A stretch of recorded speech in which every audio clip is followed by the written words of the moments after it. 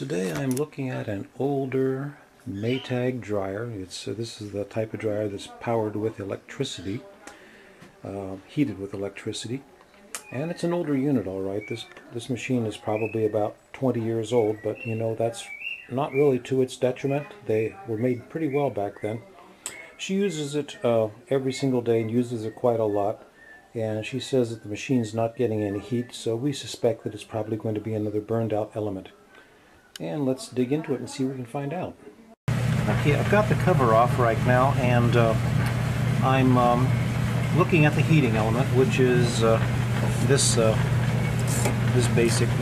The heating element is inside of that shroud, and my clamp meter shows me that there is no current flowing through the heating element at this time. However, there is voltage at the L1 side,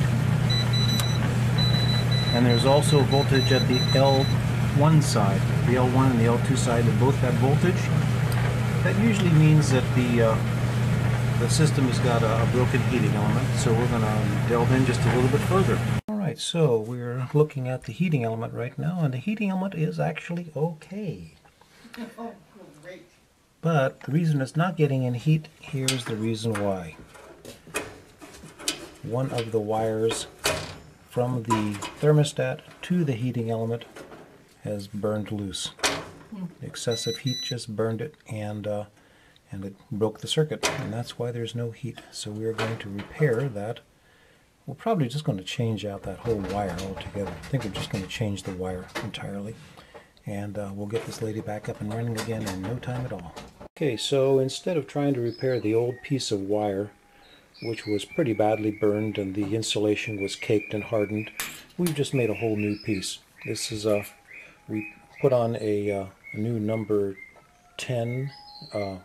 It's a 14 gauge connection with a number 10 eyelet, and you have to make sure that these 240 volt connections have to be really, really tight. It's very important.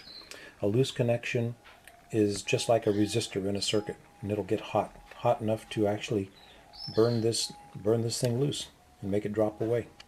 Okay, so the dryer is back up and running again.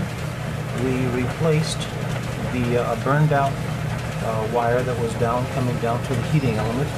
This red wire that you see right here, because it was a very loose connection here, it got hot and basically burned the metal right through, and the wire fell away, which basically meant it shut off the current to the heater. So we replaced that, and after having done that, we still found that we were not able to get the heating element to work properly. And we spent a lot of time just trying to figure out why it wouldn't have. We traced every wire everywhere until we just came across the idea of, let's try a different setting on the timer. All the while I'd been operating the timer in the timed mode, and nothing was happening, but when I switched it to the automatic mode, it made a big difference. And turns out that the timer is actually bad. There's a burned out contact inside of the timer in the timed mode that won't allow the heater to run, but it does run in the auto mode. So anyway, we did get it taken care of, and she's back up and running again. She'll just have to remember that she'll never be able to use the timed mode. She can only use the auto dry mode, which for a lot of people is just fine and dandy.